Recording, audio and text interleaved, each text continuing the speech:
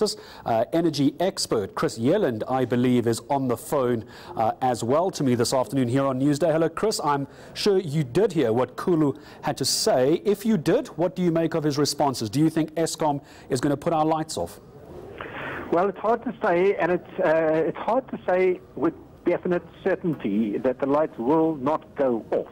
The matter is about statistics and probabilities and breakdowns that are and weather that is generally outside of Eskom's control if they are running very close to the edge. So when one runs close to the edge, one increases the risk of load shedding. If one had healthy stockpiles of coal and if one has a good reserve margin, then the chances of load shedding are reduced significantly. So the point is that the closer you run to the edge, both in terms of capacity and in terms of coal stockpiles, the greater the risk. And to indicate the levels of risk that we are at the moment, Eskom has been running its open-cycle gas turbines. These are diesel-driven emergency generation that only get run as a last resort prior to load shedding. So the fact that they have been running them indicates how close to the edge they are. Now, the reason why one would never want to run those open-cycle gas turbines is the sheer cost of operating them. It costs something like 3 or 4 or 5 times more to run those than it does to run a coal-fired power station.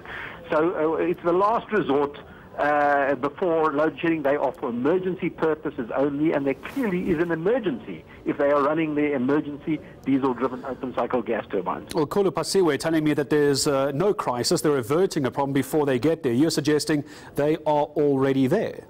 Well, if you are running your emergency open-cycle gas turbines, it means there is an emergency. It means that you have got no other options at your disposal. So they do not have adequate coal power plants that are available for generation. They have plenty of capacity, but not all of that capacity is available for generation. And only when they are short on available capacity will they resort to the open-cycle gas turbines. Do you think this is bad management on handling the stockpiles?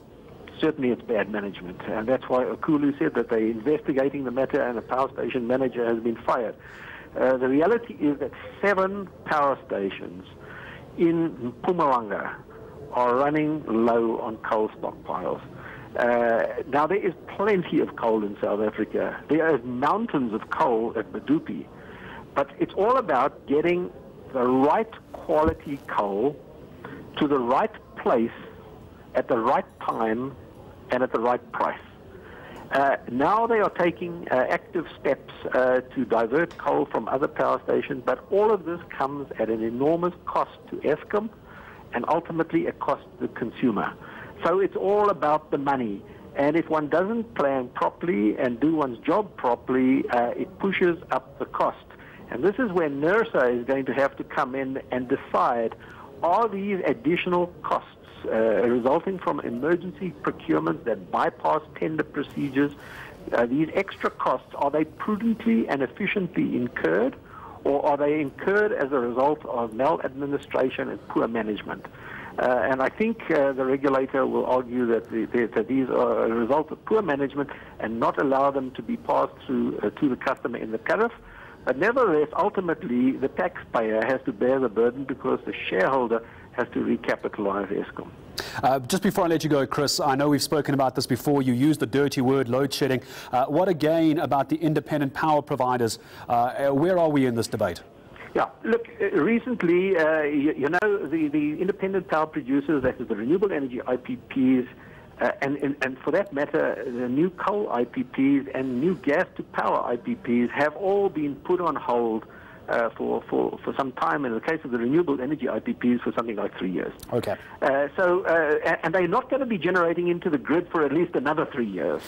So they're not part of the short-term solution. New renewable energy is not part of the short-term solution, but perhaps the medium-term solution. All right, Chris Yelland, as always, a pleasure talking to you. Energy analyst with his thoughts on the coal stockpile for Eskom, whether your lights are going to stay on or stay off. Chris, my thanks to you as always. Heading up